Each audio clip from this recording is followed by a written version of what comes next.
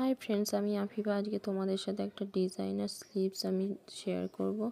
তো প্রথমে নর্মাল যেভাবে স্লিভস আমরা কাটিং করি 3 ইঞ্চি ডাউন করে স্লিভসের শেপ দিয়ে, তো সেভাবে করে নিয়েছি। পুরো নর্মাল যেভাবে স্লিভস হয় সেভাবেই নিচের দিকটা একটু হালকা লুজ রেখেছি।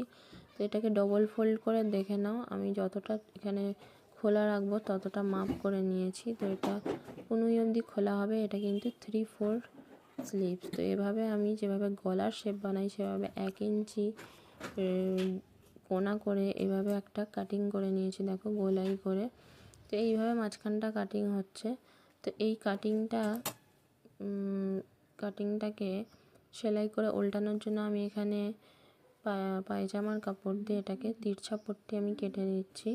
তো তিরছা পট্টি দিয়ে, এটা যেহেতু রাউন্ড, তো তিরছা পট্টি দিয়ে করলে জিনিসটা কিন্তু খুবই ভালো লাগবে। তো তিরছা পট্টিগুলোকে আমি কেটে নিয়েছি অনেকগুলো। এবার সেগুলোকে আমি জয়েন করে নেব, আমাদের অনেকটাই লাগবে। তো সেগুলোকে দেখো জয়েন করে নিচ্ছি। এভাবে তিরছা পট্টি দিয়ে কিন্তু গলাও করা যায়, তো আমি গলাতে পেস্টিং ইউজ করি না। তিরছা পট্টি শুধু দড়ি আর এসব কাজের জন্যই করি।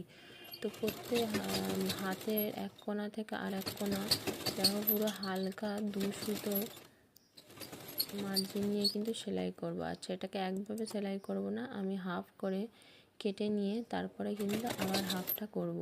একভাবে করলে কিন্তু কাপড়টা টান পড়বে। তো সেইভাবেই দুটো হাতাতেই আমি এরকম করে নেব। এবারে মাঝখানে ছোট ছোট করে কাট লাগিয়ে নেব, যাতে করে এটা উল্টালে একটুও ভাঁজ না পড়ে। তো এটাকে উল্টে কিন্তু আমি মেশিনেই সেলাই করব, এটাকে কোনো তোড়পাই করব না। তো এটাকে সেলাই করবার সময় এখানে আমি একটা ডিজাইন সাদা লেস দেখো যোগ করব। লেসটাকে আমি নিচেদের রাখিনি, লেসটাকে আমি উপর দিয়ে রেখেছি। নিচেদের রাখলে কিন্তু জিনিসটা আন্ডারগ্রাউন্ড করলে ভালো হয়, কিন্তু এটাকে আমি আন্ডারগ্রাউন্ড করিনি, এটাকে আমি উপর দিয়েই করছি। তো লেসটাকে আমি ওপর দিয়েই ঠিক ঘুরিয়ে ঘুরিয়ে এইভাবে সেলাই করে নেব। আর এখানে যে ফাঁকটা হয়েছিল সেটাকে আমি একসাথে করে এইভাবে লেসটাকে দেখো, প্রথমে ভেবেছিলাম লেসটাকে ডাইরেক্ট পুরোটাই করব, তো পুরোটা করিনি, লেসটাকেও দুটো টুকরো কেটে নিয়েছি। তারপরে বাকি অর্ধেকটাকে লেসটা দিয়ে আবার সেলাই করে নিচ্ছি।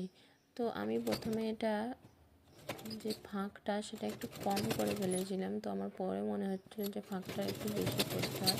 তো রেডি হওয়ার পরে দেখে হয়তো ভাববে যে আমি অনেক কিছু স্কিপ করে দিচ্ছি, তো না, এখানে এই যে ফাঁকটা আমি পরে এটাকে আর একটু বাড়িয়ে নিয়েছিলাম।